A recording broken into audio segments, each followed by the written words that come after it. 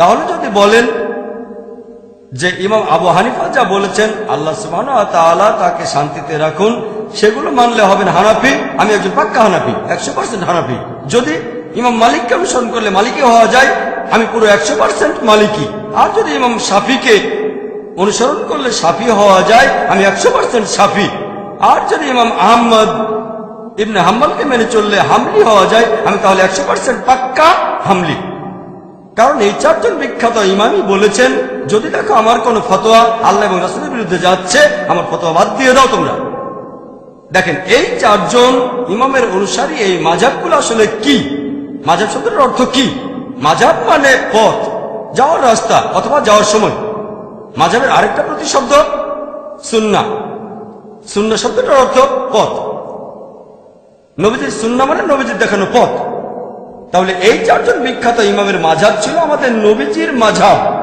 চারজন ইমামই বলেছেন, যদি কোনো সহিহ হাদিস পাও আমার ফতোয়া বাদ দাও। তার মানে এই চারজন ইমাম তাদের মাযহাব ছিল আমাদের রাসূলের মাযহাব। সহজ, রাসূলের দেখানো পথ। ইমাম আবু হানিফা রাদিয়াল্লাহু আনহু, আল্লাহ তাকে শান্তিতে রাখুন, তিনি নতুন করে হানাফি মাযহাব বলে কিছু চালু করেননি। ইমাম মালিকি মাযহাব নামে নতুন কিছু চালু করেননি। ইমাম শাফি নতুন করে শাফি মাযহাব চালু করেননি তিনি। ইমাম আহমদ ইবনে হাম্বল তিনি হামলি মাযহাব নামে নতুন কিছু চালু করেননি। তারা সবাই নবীজির মাযহাব অনুসরণ করেছেন। খ্রিস্টানদের মধ্যে এরকম একটা ভুল ধারণা আছে, যীশু খ্রিস্ট খ্রিস্টান ধর্ম প্রচার করতে আসেননি, তিনি এসেছিলেন ইসলাম প্রচার করতে। একইভাবে এই চারজন ইমামের সবাই এসেছিলেন আমাদের জ্ঞান দিতে, আল্লাহ এবং রাসূলের বিভিন্ন নির্দেশের ব্যাখ্যা দিতে। তারা নবীজি সাল্লাল্লাহু আলাইহি ওয়াসাল্লামের মাযহাব ছাড়া অন্য কোনো মাযহাবে ছিলেন না। আল্লাহ পবিত্র কোরআনে বলেছেন, সূরা নিসার 59 নম্বর আয়াতে উল্লেখ করা হয়েছে, আতিউল্লাহ ওয়া আতিউর রাসূল, আল্লাহকে মানো এবং তার রাসূলকে মানো।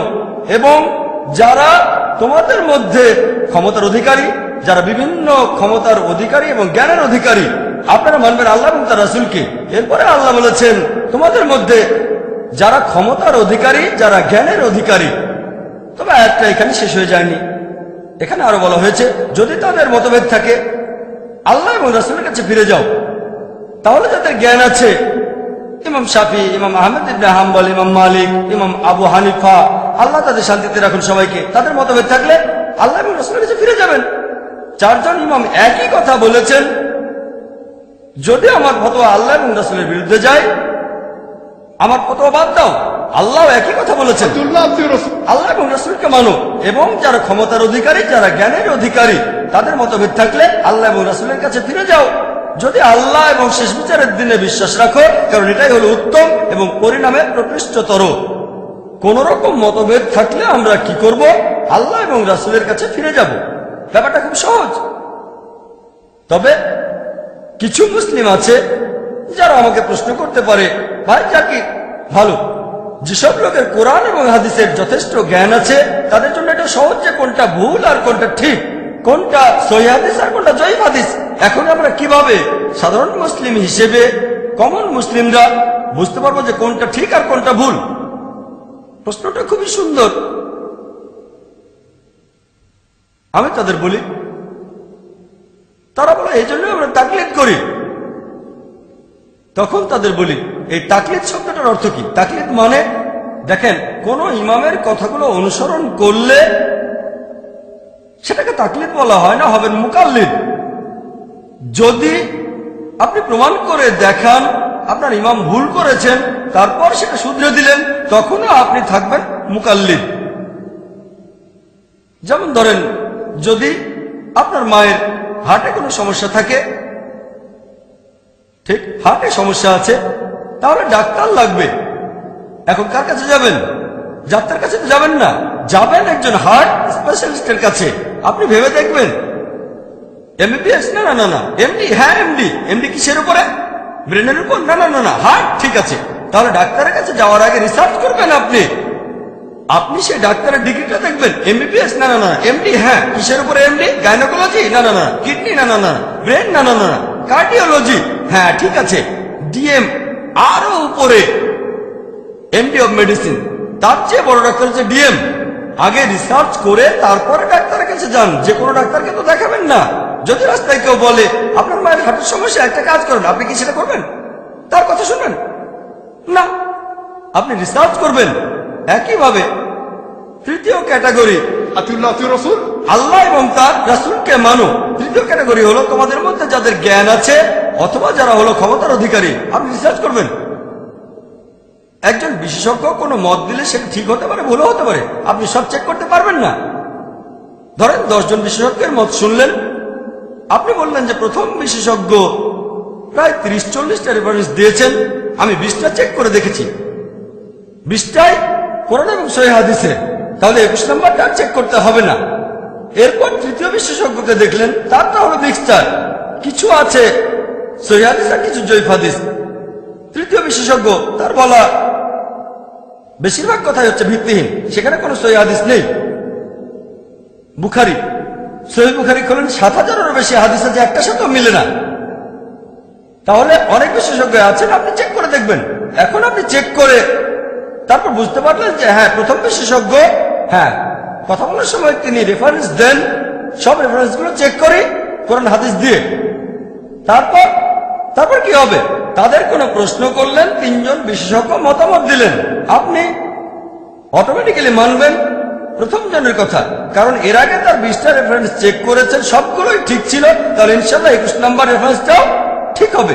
প্রত্যেক মুসলিম বিশেষজ্ঞের বলা সবকিছু চেক করতে পারবেন না। আপনি এখানে আগে রিসার্চ করে নেবেন। প্রথম যে বিশেষজ্ঞ, হ্যাঁ, তিনি কোরআন হাদিস নিয়ে কথা বলেন, ধরেন মোট 4 জন বিশেষজ্ঞ, ইনি হলেন প্রথম বিশেষজ্ঞ। এরপর দ্বিতীয় বিশেষজ্ঞ যা বলেছেন তার কিছু সঠিক কিছু বেঠিক। এরপর তৃতীয় যে বিশেষজ্ঞ, বেশিরভাগই ভুল। তাহলে আপনি রিসার্চ করে বোঝার চেষ্টা করবেন যে কেমন বিশেষজ্ঞ। তারপর যদি রিসার্চ না করে প্রথম বিশেষজ্ঞকে মেনে চলেন, কোনো সমস্যা নেই। তবে ধরেন আপনি প্রথম বিশেষজ্ঞের কথা মানেন, তার উপরে রিসার্চ করেছেন, আরেকজন বিশেষজ্ঞ বললেন প্রথমজন যা বলেছেন সেটা ভুল, আমি প্রমাণ করে দেখাতে পারি কোরআন এবং হাদিস দিয়ে, প্রমাণটা চেক করেন। যদি প্রমাণ ভুল হয় তাকে বাতিল করেন, প্রথমজনকে মেনে চলেন। কিন্তু সেই প্রমাণটা সেই বিশেষজ্ঞ যেটা দেখিয়েছেন যে কোরআন আর হাদিসের কথা প্রথম বিশেষজ্ঞের কথার বিরুদ্ধে যাচ্ছে, তাহলে প্রথম বিশেষজ্ঞের কথা বাতিল করে দেন। এখানে আরেকটা উদাহরণ দেই। যেমন ধরেন আমি যখন কিছু শুনি, আমি যেটা বলি লেকচারের আগে আমি রিসার্চ করি, কিন্তু আমার মাথার ভেতরে আরো অনেক তথ্য আছে, অনেক ইনফরমেশন আছে যেগুলো চেক করা হয়নি। তারপরও ক্যাটাগরি করি। যেমন ধরেন, যদি আমি শেখ নাসিরুদ্দিন আলবানীর কোনো মতামত শুনি, মাশাআল্লাহ, তিনি কিছুদিন আগে মারা গেছেন, আমার মতে তিনি বর্তমান সময়ের অন্যতম সেরা মুহাদ্দিস ছিলেন, তাই তিনি যা বলেছেন আমি সেগুলো অনুসরণ করি, কারণ আমি চেক করে দেখেছি তিনি মাশাআল্লাহ কোরআন হাদিস অনুযায়ী কথা বলতেন। কিন্তু কেউ যদি ফতোয়া দেন নাসিরুদ্দিন আলবানীর বিরুদ্ধে, যদি সেটা কোরআন হাদিস অনুযায়ী হয়, নাসিরুদ্দিন আলবানীর ফতোয়াটাকে আমি বাতিল করে দেব, করতে পারি। তবে আমি জানি যে প্রত্যেক মানুষই ভুল করতে পারে। ইমাম শাফি ভুল করেছেন, ইমাম আবু হানিফা ভুল করেছেন, ইমাম আহমদ ইবনে হাম্বল, ইমাম মালিকও ভুল করেছেন, তাহলে নাসিরুদ্দিন আলবানী ভুল করতে পারেন, করতে পারেন। তবে সেই বিশেষজ্ঞদের একজন যারা কোরআন হাদিস অনুযায়ী কথা বলেন, তাহলে যদি কেউ ফতোয়া দেন এখানকার স্থানীয় লোক আর নাসিরুদ্দিন আলবানী, আমি আলবানীর কথাটাই মানবো যদি হাতে সময় থাকে। তবে লেকচারে কিছু বললে সেটা আমি চেক করি, লেকচারটা চেক করে নিই, কারণ সেটা দায়িত্ব আমার। তবে যদি আমি কোনো মতামত দিতে চাই, আমার পক্ষে সব হাদিস চেক করা সম্ভব না, কঠিন, সাধারণ মানুষের পক্ষে কঠিন। তাই দেখতে হবে কোন বিশেষজ্ঞের কথা শুনছেন, অথবা কোন বইটা পড়ছেন, কার লেখা বই পড়ছেন, কার লেকচারের কাছে আপনি শুনছেন। এভাবে ক্যাটাগরি করেন।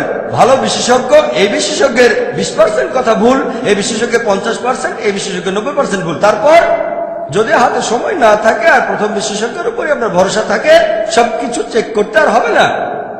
যদি হাতে সময় থাকে তো চেক করেন, ভালো, আলহামদুলিল্লাহ, মাশাআল্লাহ। যদি সময় থাকে চেক করতে পারেন, তবে এটা তাকলিদ না।